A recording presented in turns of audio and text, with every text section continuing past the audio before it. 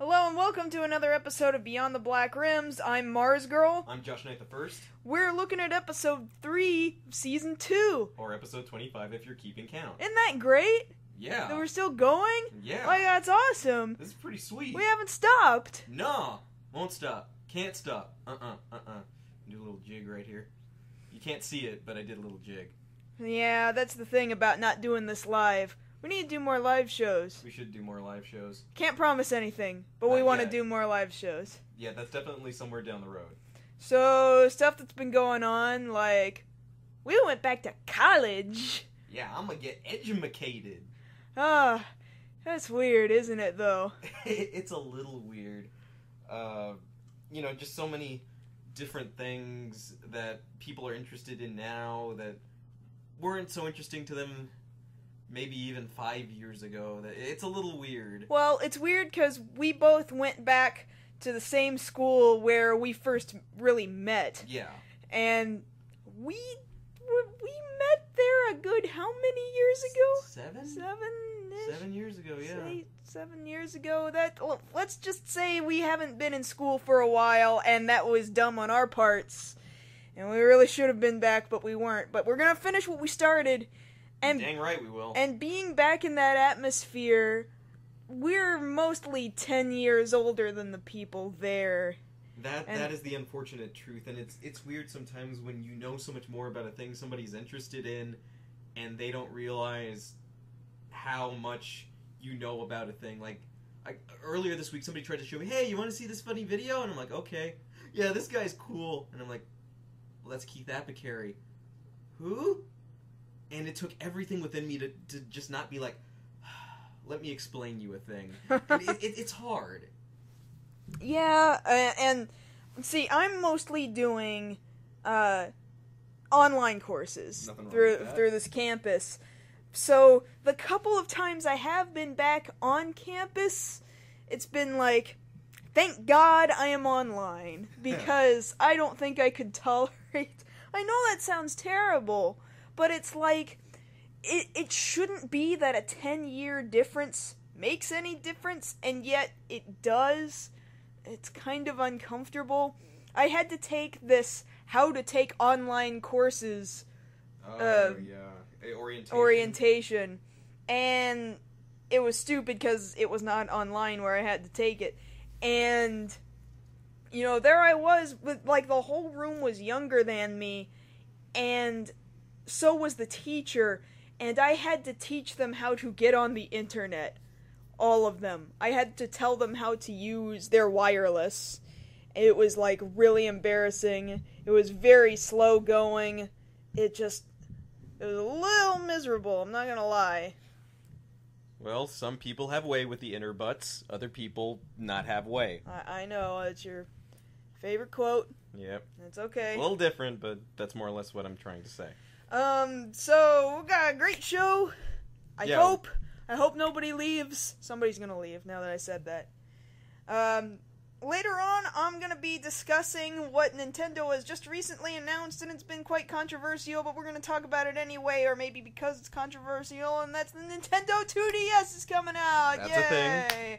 Alright, that's gonna be a thing. I'm going to be talking about this weekend's first look at the newest Kamen Rider for this year, Kamen Rider Gaim, and how that motif and gimmick are going to play out, or rather I should say how Toei is choosing to play it. And finally, we're going to wrap it up by together talking about the TV series on Sci-Fi, Heroes of Cosplay, because we finally got around to catching up to these first 3 episodes. I know a lot of you were asking what our opinions are on this show. Well, you're going to find out tonight at the end of the episode in that segment. Alright, we did not look up any follow-up information, Actually, we did have a follow-up. As it turns out, just yesterday, and I think it's worth noting for a couple of people in our audience, was the official 20th anniversary of the franchise that we all know and love, Power Rangers. Oh! Yeah, that's a big deal, 20 years. Yeah, especially considering the source material's a lot older.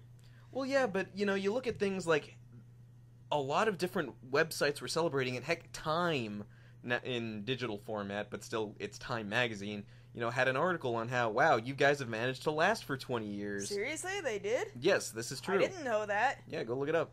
Well, no, I'm doing a show right now. I'm not gonna stop what I'm doing. Okay, we'll take my word for it. Point being, it's kind of weird to think about it, but at the same time, it's important to me, at least. Power Rangers very much shaped how I wanted to see entertainment over the years. That's really what started my love affair with tokusatsu and shows like that. Colorful costumes and giant robot fights and 5 ordinary teenagers with attitude taking on the scum of the universe. And certainly I have roots with it too. Just growing up around that time, it was sort of unavoidable, and so of course Exactly. I latched on too. And of course I did my one-shot video about just Mighty Morphin, just the beginning of Mighty Morphin. I love how everybody's like, oh, you based your entire video off of just these first few... Yeah, I said it was about Mighty Morphin. I didn't say it was about the whole remainder of the If series. you want to watch stuff on the whole series, there are other places you can go to for that information. Lewis has been consistently saying, it's coming, for a long time. Kind of in that voice. Kind of in that voice. Or other places. I know Geek Crash Course did a nice little concise wrap-up of all the 20 years. But what I think is the funniest thing is that in all this celebration, you get the rumors coming out. And the most popular one was that Jason David Frank, yes, we're talking about him again, had been in talks with Saban, I believe, to make a offshoot PG-13 movie about just the Green Ranger. Well, I don't doubt that he himself would want to do that. I don't think he actually did it, to be honest. No, I don't think he did it. I just don't put it past Jason David Frank, who has proven that his life never moved forward past Power Rangers. Now, okay, he's skydived a few times. We broke that record. Yeah, he's got his own dojo. Right. It's really kind of it's there. It exists. It's a mix of everything, and it definitely looks like a mutt. He's mixed martial arts for a second. Yeah. But then he's just constantly like, you remember that time I was a Power Ranger? Hey, I'm still a Power Ranger, right? Yes, Jason, we remember the time. Why don't you go do something else and then talk to us about that? Oh man, you know what was the name of that movie that he was The One Warrior. Oh man. Why have we not watched that yet? Because we need to watch this thing. As it turns out, he made this little movie, and he himself was showing on his Facebook fan page that it's very hard to get hold of copies of this movie, but you can go on YouTube and look up the trailer, type in his name and The One Warrior. And unfortunately, I don't think it was his fault necessarily. It just must have been how much, financing went into this project. But I've seen Asylum movies that look better than this thing. You're saying Sharknado looks better than this? Yes, that is what I'm saying. I'm saying Ghost Shark, Battle for Los Angeles, Atlantic Rim look better. And that Sherlock Holmes nightmare with the dinosaur and the weird steampunk Iron Man suit and... Yeah, those look more appealing. Well, I can tell you those movies are amusing. I have no idea about The One Warrior. If we ever get around to watching it, you guys will probably find out. But yeah, Where can we find this? Somebody tell me where I can find this, because I want to see it. I do. I think the last person I heard of getting a hold of it had to import it from another country. What? That's weird. Like it's one of those things, like it got released only in Australia or something. Okay. It's kind of like how that weird Justice League pilot from the 90s never got released in America, but it got released in other countries too. Okay. I don't know why they do that, but I believe they have a good reason for it. Alright. I mean, we weren't really trying to talk about Jason David Frank. I think you warned me that this was going to happen. That was just going to lead up to talking about Jason David Frank either way. Because of how much it's anchored in Power Rangers. Or how much he has anchored himself in Power Rangers. Yes, we remember the time. Yeah, he won't stop reminding us about the time. Let's talk about the future. The future, Conan? Yes, all the way to the year 2013, where Nintendo has made an announcement. Okay, so yeah. Nintendo has made an announcement. No way! Yes way! You know what they announced? What they announced? A new 3DS! But you know what? It doesn't have 3D! Which is why it's called a 2DS! That's ingenious. Yeah, I guess. So introducing the 2DS, available October 12th. That's pretty quick. Apparently Nintendo claims that it's unbelievably fun and seriously affordable. But it is quite affordable at $129.99 MSRP. You didn't say that in the Reggie voice. And you can have all this great fun and excitement for the low price of $129.99. It will revolutionize the way you and your family play video games on a flat surface. And that's the thing about the 2DS. It is, in fact, one flat surface. It does not clamshell, fold, and close like previous models of the DS. Any model of the DS, right. Really. It's big. It's a big, flat piece of hardware. Well, it has a mild incline, so when you set it up on the table, it's not like lying completely horizontal. It's like tilted a little bit up. I don't really understand the point of that because it's not at enough of a tilt to really matter if you're like sitting back trying to play it. But it's like, dude, or 2DS, are you gonna get up? No, I'm just gonna stay here at the slight incline. Just put a pillow under my head, I'll be alright. But its screens are the same size as the original DS's screen size. It basically has the same battery life as the original DS. Actually, slightly better battery life than the original DS, but not quite as good. Excuse me, it has better battery life than the 3DS, but not quite as good as the 3DS XL. It does better as far as SD card storage is concerned. It has 4 gigs. That's 4 pretty gigs, good. Just as good as the XL. Really, the only problem is that it doesn't fold, and it doesn't have a power-saving mode. Although it does have a sleep switch. That's pretty much the same function, It's though. this. Well, no, because power-saving mode, it's like your laptop. You can go into power-saving mode where the screen dims. Oh yeah, I see what you're saying. Yeah, so it's not. It doesn't serve that function. It's a little more stocky and heavy than an original 3DS, but not quite as big, of course, as an XL. It has both cameras, has all the motion sensitivity. It has, it can play games just as long, actually slightly longer, potentially, than the original 3DS, but it's shy just an hour of gameplay time from the XL. Well, that's negligible, isn't it? That's negligible. It's basically middle of the road, right down the middle between the original 3DS and the XL. And really, again, the only differences are that it can't fold, and it doesn't have a power-saving mode, although it does have a sleep switch, meaning that, it'll just sit there and be dark until you need it again, which serves the same purpose as closing a 3DS. And then the only other weird thing is that it only has mono audio, unless you use a headphone jack. Then it has stereo audio. Well, see, here's another question that doesn't rightly get answered. What is it? How is it going to perform in ways of region coding? Oh, it's just like any other 3DS. It's all DS games are region-free. But not all 3DS games are region-free. In fact, no 3DS game is region-free to the best of my knowledge. So here's my idea, because I really don't need another DS, but I've wanted to play some imports. I'm thinking of just getting an import 2DS so that I can now play import 3DS games, and it's cheaper. So there, I'll have my import console, and I'll be happy. I'm sure importing costs will be higher, but hey, then I can also add that to my nice shelf full of handheld consoles.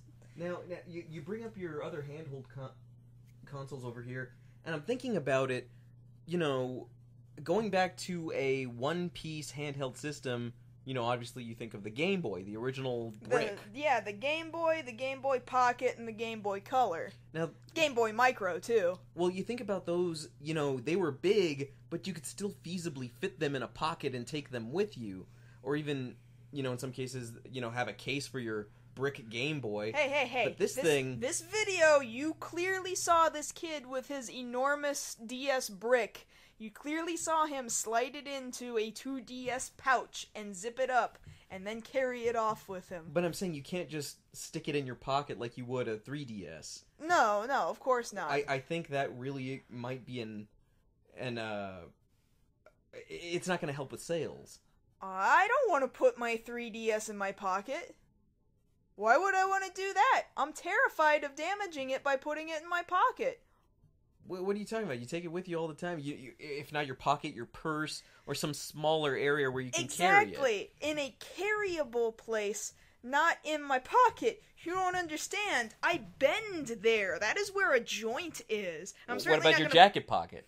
My jacket pocket also is far more suited than my pocket on my hip because I don't have a joint in my Okay, but what I'm saying pocket. is this 2DS you can't put in a pocket. Any pocket. You would have to get some sort of a carrying case or throw it in a backpack or something. Listen to you. You're the guy that has this weird side-saddling pouch on you. Hey, I all have the not. time. No, I don't. Not anymore. It broke.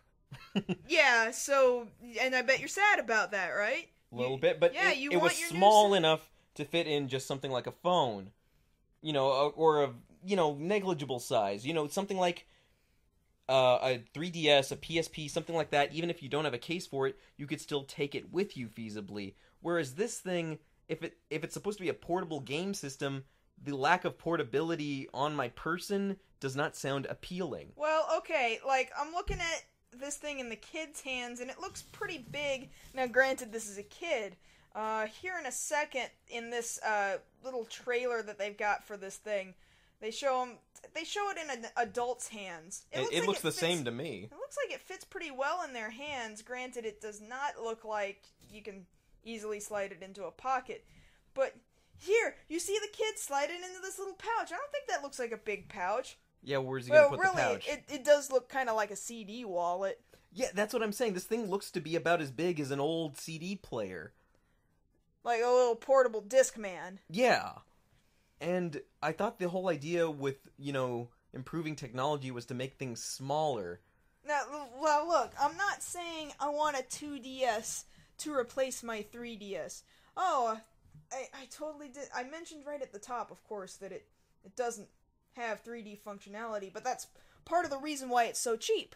Is because it's like, well, not everybody needs it to be in 3D. I've got friends who can't even hardly see 3D, so the 3D functionality doesn't even matter. In a lot of cases, the 3D kind of hurts my eyes even, so I don't crank it all the way up. I use it sometimes halfway, or maybe a little less, and then in certain games I just turn it off completely. So having 3D for me is fairly negligible. What I'm saying is that for the price, it will serve a good function in, my import gaming sessions. Uh-huh. I do not fully need to switch from my 3DS to full-time 2DS. Really what I'm thinking about when I see this thing is that you take away this very basic function that you could easily throw in with the release of this 2DS. I'm willing to bet that this is a holdout. People are going to buy this thing and then wait about a year or maybe even a few months, and it's like, okay, we were just kidding, here's the clamshell version, and then everybody will be like, fuck. Yeah. I don't see Nintendo not doing that. I mean, that seems kind of obvious to me.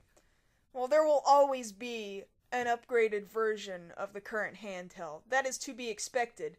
At the same time, that's kind of like saying, let's never buy any of Nintendo's handhelds, because they're just going to come out with a better one later. Well, that worked for me. I held out on not getting a brick, and then I ended up with a Game Boy Color, which, honestly, I did carry around in my pocket for a good amount of my childhood. Well, the Game Boy Color was the same size as a Game Boy Pocket. Yeah. So it combined the best of both worlds. That's the thing, you didn't wait forever, because if you had waited forever, you'd be waiting for the 2DS. But I wouldn't be waiting for the 2DS because it can't fit in my pocket. So I do not agree with your logic there. Now, admittedly, with a name like 2DS, isn't this somewhat the same problem that we've been talking about naming, where if you're going backwards in numbering, it's going to make it harder for people to buy come holiday season? It could be if you're an idiot, because the 3DS obviously means that it's in 3D, and a 2DS obviously means it's in 2D.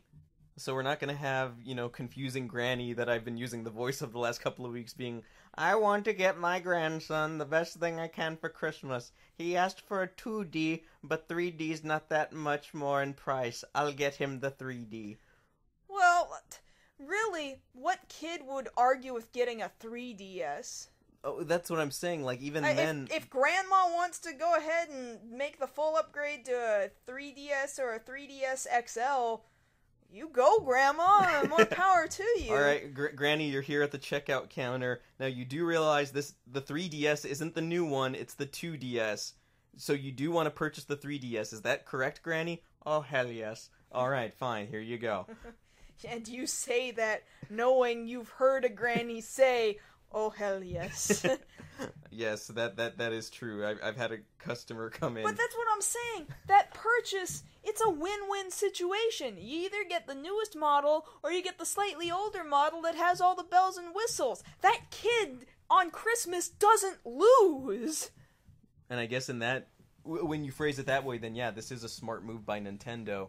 Whether or not they're going to release a clamshell version of the 2DS later on down the road. Yeah, I mean, clamshell would be preferable so that it can be more pocketable for your tastes, Josh. Oh, I'm not the only one with pocket tastes. I guarantee you I am not the only person out there with pocket tastes. Oh, I know. I'm just saying, for me, it's not that big a deal. I mean, what would you do if Hot Pockets came out with a Hot Pocket that was the size of 2 Hot Pockets? I mean, that thing would be huge. Yeah, that sounds amazing. I would eat that whole thing. I'm not going to put a Hot Pocket in my pocket. It's called a Hot Pocket because it is a pocket. Don't be stupid. It's just a really big pocket. You know how much you can fit in a really big pocket? A lot of meat and cheese. That's how much you can fit in it. Yeah, but still, a lot of meat and cheese won't fit in your average Hot Pocket sleeve. You have to get a bigger sleeve for this fictional giant Hot Pocket. Thus, Nintendo provides you with a bigger sleeve for your 2DS pocket. But I'm saying, Pocket. But why would I do that when I can just have 2 little ones? Why do you want 2 little... You know what? I had a big problem, and a lot of other people did, with the DS's hinges. Uh-huh. My DS is almost completely unhinged. One hinge is completely gone, and and one of the screens is kind of just hanging there, to be honest. I can see it hanging from here. It was a very common issue. I don't know how common it is anymore among 3DSs, but it was kind of a big deal. Maybe this is a good thing now. Maybe it's okay for it not to have hinges, because that's at least one other thing that can't break. You know what often didn't break? Nintendium that was one big brick. My big brick is the same old big brick I've always had for all these years, and it has never broken. Well, I guess in that instance, sturdiness is something you would want from your product. Exactly. Okay, but I would still like a sturdy folding product, thank you. Okay, well, tell them to fix their hinges and we'll talk. Alright, well, let's see if Reggie gets back to me. Alright, well, let's talk about something else. Alright, let's talk about something else. Okay, so moving on to the next topic. Just this weekend, the Sunday morning action block known as Superhero Time over in Japan was preempted by a reshowing of the movie Superhero War, a little bit of a pre-cure movie, and a sneak peek at the upcoming new installment of the Kamen Rider franchise known as Kamen Rider Gaim. And I know I talked with some people after our first season show and gave my thoughts on that. And now that I've actually seen some more footage, I'm going ahead and give my thoughts to your regular viewing audience. We'll start off with covering what the story is for this new show, and I'm reading this straight from the information that's been posted from the magazine scans. In this new series, a company known as, if I'm pronouncing that right, Yggdrasil. Oh, Yggdrasil. Yeah, Yggdrasil. that's a particular. What lore is that from? I want to say that's Norse, isn't it? I'll look it up right now, and you just keep talking. All right. Well, bottom line, this company moves into this town that used to be a bustling city, and they kind of make things feel kind of drab. So it is Norse. You were right, by the way. Okay. It's a Norse tree. The Tree of Life, or is that got anything to do with it? Keep talking. Okay. Point being, corporation moves into this town, makes the town feel very drab. So in order to keep spirits high, the kids of the town decide to form dance crews, breakdancing crews. And one of the members of the crew decides not to stay with his crew because he's got to go take care of his little sister. Oh, isn't that nice of him? Well, in addition to having dancing crews, these kids also have another game they play with these devices called lock seeds, which are very much what they sound like, a lock and a seed combined into one. Well, what happens is these lock seeds come from another dimension, and they contain these small little animals known as, if I'm pronouncing this correctly, Inbesu, or Invase, or however you want to Romanize it. Basically the monsters of the series. Once they have exposure to these lock seeds, and they don't, I guess, get along with them, they become the actual monster of the week. And our main character, who I believe his name is Kota, yes, Kota Kazuraba, he goes into this forest that is nearby the town, I guess, finds a lock seed and what his transformation device will be called the Sengoku driver. I'm sick of drivers! I'm sick of them being called drivers! And by inserting a lock seed, specifically the orange lock seed, into the Sengoku driver, he can transform into the titular character Kamen Rider Gaim.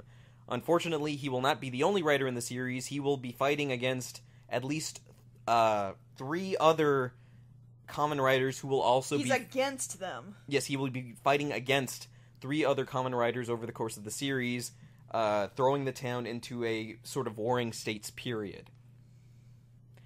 Now that we've got the plot out of the way, let's go ahead and talk about... That plot is... What? I mean, It's got how a many lot different thrown... things is that? That's at least 3 different themes that it wants to be all at the same time? Yeah, that's kind of weird to me. Like, okay, it was one thing that we were just talking about this last night and a little bit earlier today, and I understand the sentiment. What happened to just good old-fashioned bug cyborgs on bikes? Like, Admittedly, that's 3 different things mashed all into one. 1, bugs. 2, cyborgs. 3, motorcycles. Well, rider is in the name, so yeah, you would expect to have the motorcycle, but, you know, throughout the original run, you know, the first set of riders from 1 to J, you know, they pretty much had a similar motif. They were cyberized, or made men who rode on motorcycles, with the exception of Shin, and had a bug motif. And that's how you could tell a Kamen Rider, you know, from, you know, your average member of a Super Sentai.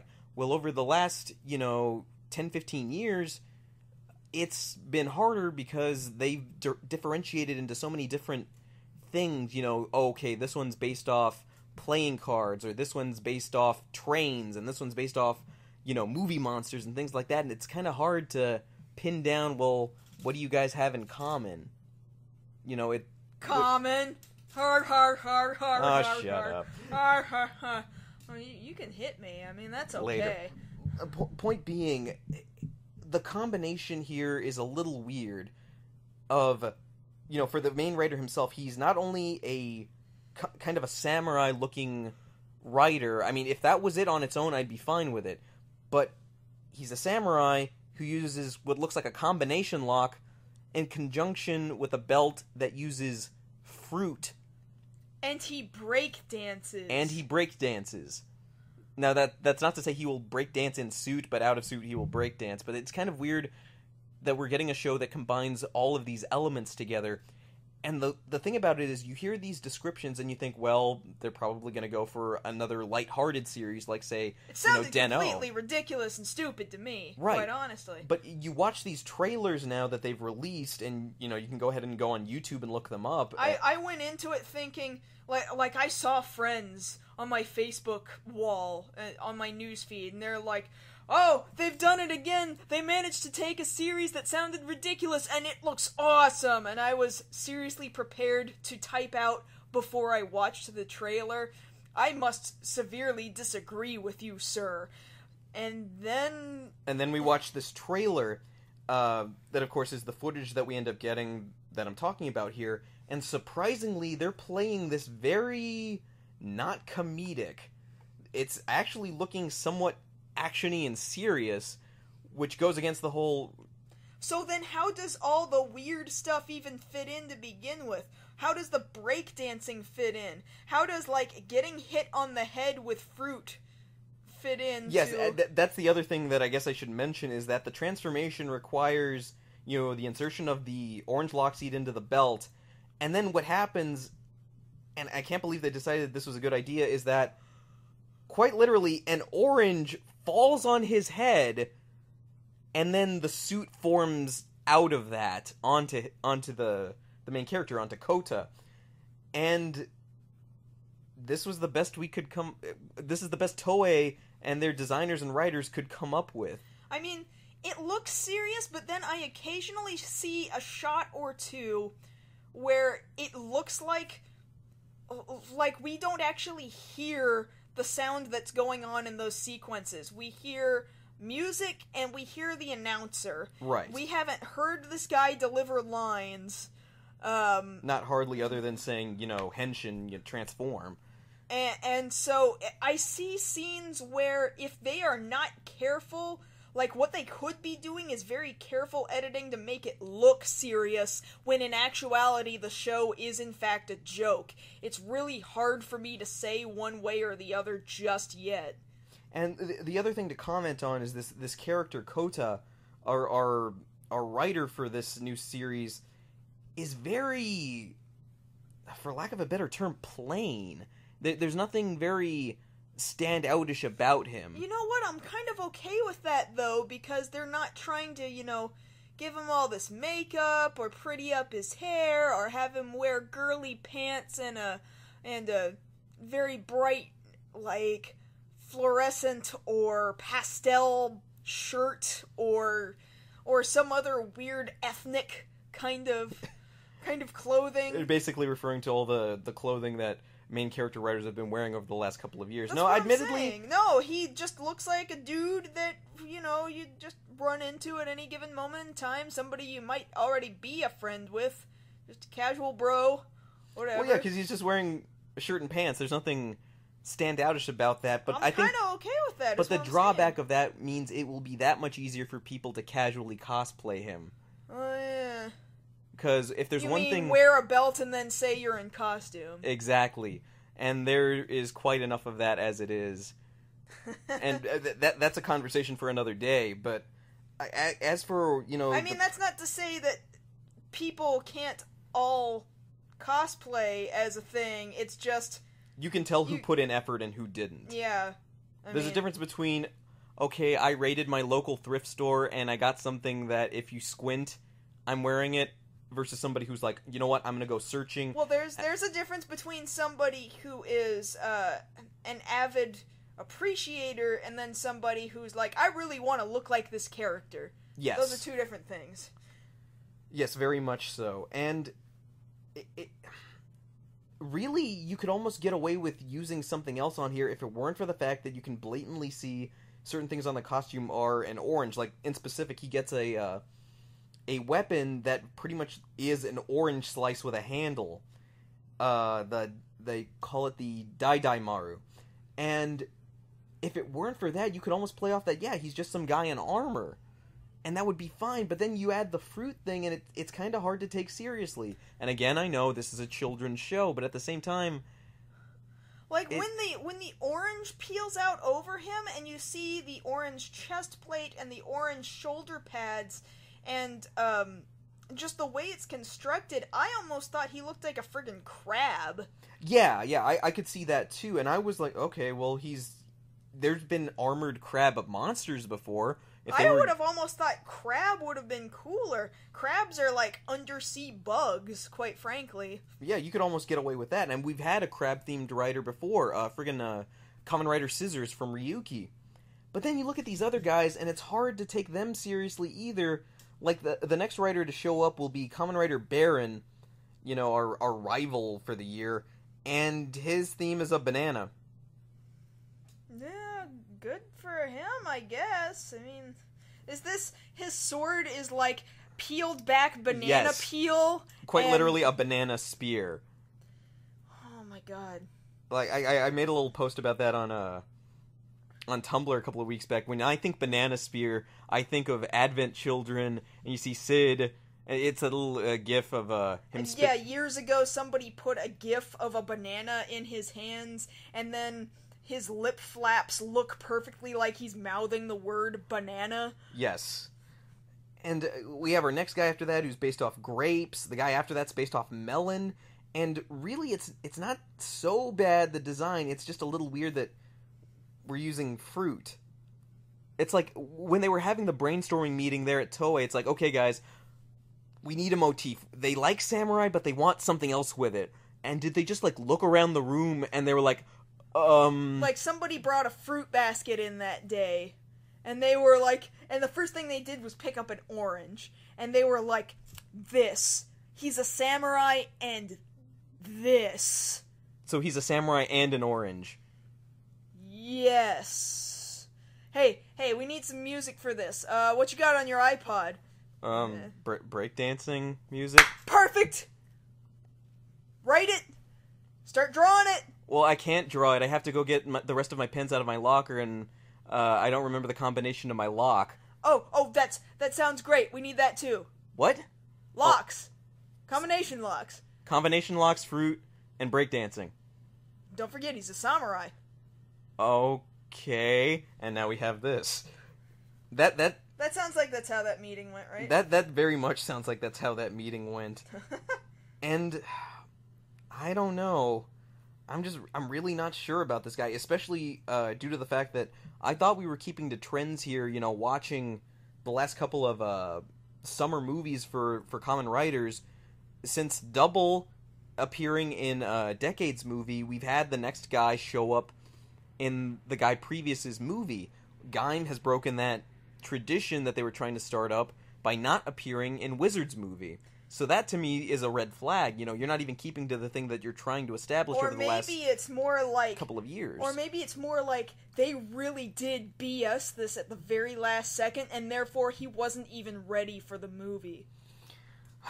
That's a possibility I think that's a good too. guess. I wouldn't put it past them, because really, deadlines are deadlines. We started hearing rumors about what this guy was going to be around a similar time that last year we started hearing about what would eventually be Wizard. And I guess somebody fell asleep at the wheel, and this is what they came up with.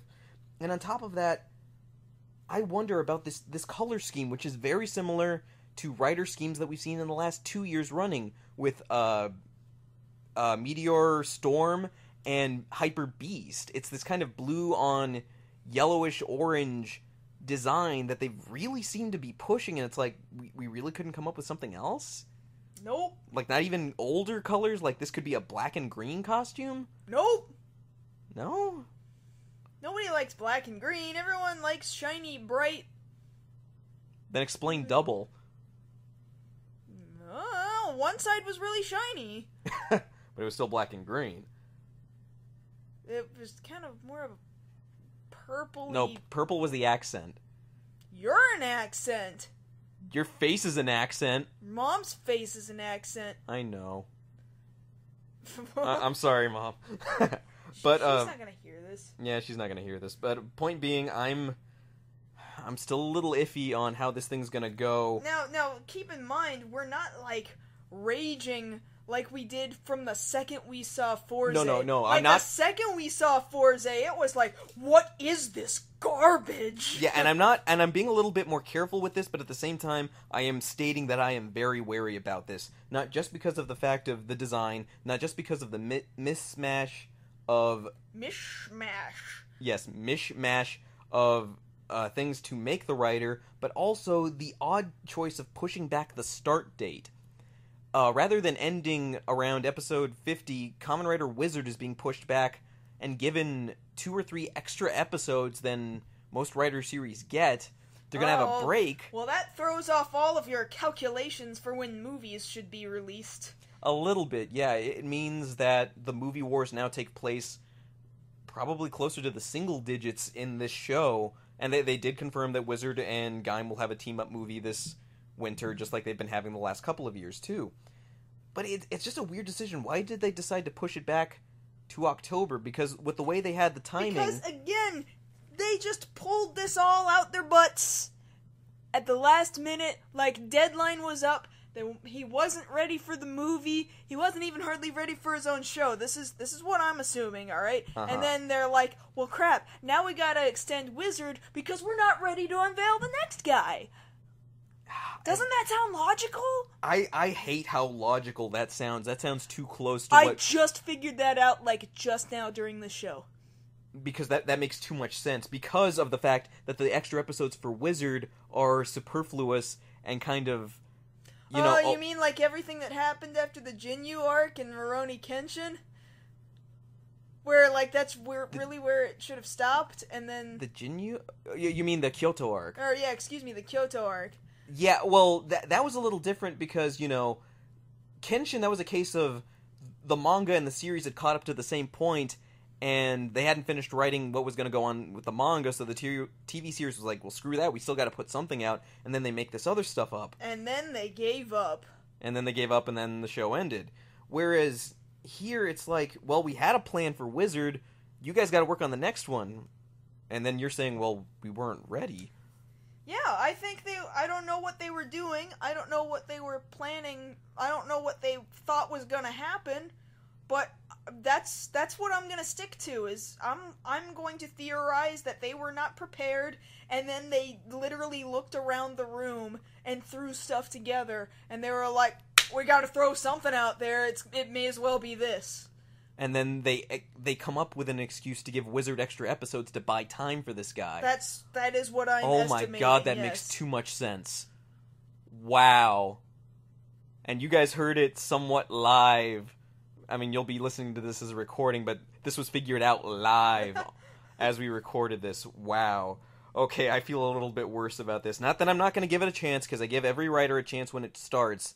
I'm just saying the writing's there on the wall, and it was written in Fruit Punch. We're not going to have very much time to talk about our last topic, which I know we can No, we can talk. We're going to go ahead and start right now. Okay, we better, because... Here we go. So, a lot of people were asking what we thought about Heroes of Cosplay. We have had a chance, finally, in our schedules to make time to watch this show. I've had it TiVo'd. Episodes that have... Or DVR'd, I should say. I've had it DVR'd. We watched it. And now we're ready. Oh my god. Wow. Oh, I know everyone was complaining, and yeah, it's a reality show, but oh my god. Okay. Oh my god. Now, this show is 3 episodes in, airing on the Sci-Fi Network. You know, if you guys want, you can catch up. You know, there's more episodes coming, and the next episode, as I understand, was filmed here in Texas at Anime Matsuri. Which we're fairly familiar with ourselves. We've attended a number of times. Not this year that it filmed there, but... let's go ahead and start, just getting into it with the concept of the show. Heroes, this title, Heroes of Cosplay. And you've got these... There is nothing heroic about a single one of these people that they've casted. Absolutely not. The amount of scripting that we're picking up on here is quite honestly laughable. Okay, Yaya Han, alright, admittedly, probably the closest you're ever going to get to quote-unquote professional as far as cosplay is concerned. She's not the standard by which you judge a cosplayer. She is like... She's the exception. The exception to the rule who made it. Kind of like... I use this example too because I've even heard this example used before. Mega Tokyo, for example, is not the standard by which, or Penny Arcade, they are not the standards by which you judge webcomics based on their success. They are the exceptions to the rules that people somehow ended up knowing, and they exploded in popularity, and they are actually making money on it. Most people, both in webcomics and in cosplay, do not do it necessarily to get fans or to make money. They do it because they're passionate about it. Exactly. That is not something that is stressed hardly at all within Heroes of Cosplay. And when it is, in specific, just an episode or two ago, when Chloe, I think I'm pronouncing her last name right, Dykstra? I actually don't know. Let's just call her Chloe. Alright, Chloe was meeting up with a bunch of these cosplayers and bringing up, well, how come, you guys aren't doing it for fun? It's not all about the money. And they film her giving all these other cosplayers giving her a dirty look about it. And they basically go off on this tirade of, oh, well, you need to watch yourself, basically saying the whole fat people can't cosplay Superman thing. And that is very hurtful to the concept of doing this for fun at all, because even the intro in the first episode saying, thousands of dollars of prizes are given away at every convention. Yeah, can we just stop there for a second? Because, wow, that is off the mark. The ones they're attending, let's just get out of the way right now. The first 3 they attended are... 2 Wizard Worlds. Two different Wizard Worlds, so we're talking comic conventions, and then MegaCon is a multi-genre event, which is, honestly, mostly comics and sci-fi. Right. We're not talking anime cons, we're not talking gaming cons. And then this next episode where they go to Anime Matsuri is one of the very few anime conventions that gives out cash prizes. Yes, and... In fact, when I went to the first year of Anime Matsuri, and when I heard that they were giving out cash prizes for their cosplay contest, I was quite honestly a bit disgusted.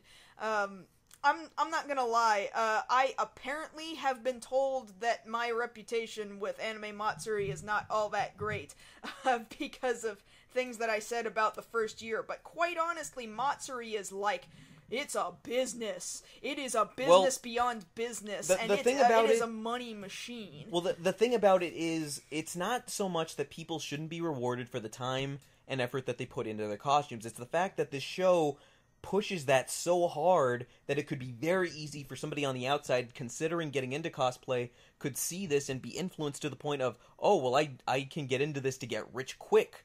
And that is not the case in the slightest. Oh, no. They cover it, but I don't know if they really cover what it's like for your average cosplayer. You burn more money than you do receiving money just trying to get into this. And can we talk about the average cosplayer for a second? Most cosplayers don't compete. Most cosplayers just walk around and they're like, yay, if somebody took my picture, that's great. And occasionally they go on the internet and they say, hey, did anybody take a picture of me? It'd be great if I could see it. That most people don't want to compete. They're just... Yeah. And that's not to say that the show isn't accurate in its portrayal of cosplayers who were in it for the competition. Oh, don't get me wrong. I totally believe that each one of these people it's not even are belief, the people I know. They are the people that they're portraying them as. I mean, I'm sure some things are edited here and there to make it sound one way or another. However, you will occasionally get a girl that, you can't... You can only edit what you have. Right. One girl, for example, giving misinformation about whether or not the original comic book version of Tank Girl has ever been cosplayed before her. Making these claims oh, nobody's ever done the bald version before. Really? You're the expert on Tank Girl cosplay. You didn't... I have done research to make sure that I have been the first person to do a particular thing or not. So... I've been there too. If I am going to claim something like that, I'm going to go look it up first. Not go saying that, off the top of my head on national television. I will say, for one thing, that before I cosplayed as Zola from Blue Dragon, I searched and I searched and I searched to see if anybody had ever done it before, and I didn't see a single picture or piece of evidence that would say that it had ever been done before. And when I cosplayed it, it had only been out for like a month max in the US. Yeah. I'd never seen anybody do her before. I did the same thing when I cosplayed as Kazuma from Scryed. I scoured, every website that was available, good lord, like 10 years ago, and yeah, I found a guy who had his arm wrapped up in like yellow duct tape, but I saw he was trying, so I didn't say anything because somebody tried. And the other weird thing about it is the way that conventions are being portrayed here, because very noticeably from episode 1 through episode 3, they're constantly talking about conventions in Seattle, in Florida. No, not Seattle, in Oregon. I'm sorry, Oregon, Florida, and now or is Emerald City, or was that Seattle? Wasn't it? Okay, whatever. Well, point being, they are constantly, throughout every episode, talking about the convention that they're talking about, MegaCon, Emerald City Comic Con, what have you, and then they keep cutting back to footage of this year's Anime Expo. Which, we were there, we would know it was Anime Expo. Not to mention, I just love that they're talking about, so we're going over to this con in Oregon, and in that exact same sentence, they're showing footage where in the background you see Los Angeles Convention Center, or you see the AX logo in the background. They've got all this footage interspliced non-stop, episode 1 through 3 of that big opening lobby within the Los Angeles Convention Center. Big white, very well sunlit room. Right. That is only the LA Convention Center. They got the Crunchyroll booth in there. Like, it's obvious that they're filming in that dealer's room and in that lobby. And so, stop trying to tell me it's these other events. And when they do splice in footage from these other events, you see the change in the carpet. And the lighting. The lighting. You see that the rooms are significantly smaller. Like, they are suggesting that these events they're going to are all, like, hundreds of thousands of people in size. When and they're really, not. that cannot be further from the truth. Granted, conventions get bigger by the year, but on average, the place that you're going to, your A-Cons, your A-Fest, for us here in Texas, they can get pretty cramped. Yeah. Your average run-of-the-mill convention. Now, if you're something like, say, AX or Dragon Con, or even, Fanime, and things like that, yeah, then it's got a little bit more room. Most events that you would call, quote-unquote, big, and we're not talking the super cons, again, like PAX, or San Diego Comic Con, or even AX or Dragon Con. We're talking just the big cons. There may be 10,000, give or take 20 or so each. Right. Those are the big ones. The mediocre, the medium-sized ones are like 4, 5, 6,000 people, and then your low range is 2 to 3,000 people at best. And that's, usually in like a Holiday Inn or a... your average convention center adjacent to the hotel, things like that. So, right there, it's very misleading, the kind of footage they're using to, I guess, entice people to start coming out. But really, I don't think anybody needed enticing from a national show to come out to conventions. People were already doing it. Oh, yeah, of course. I mean, granted, conventions are still, for the most part, considered weird by the mass populace. I don't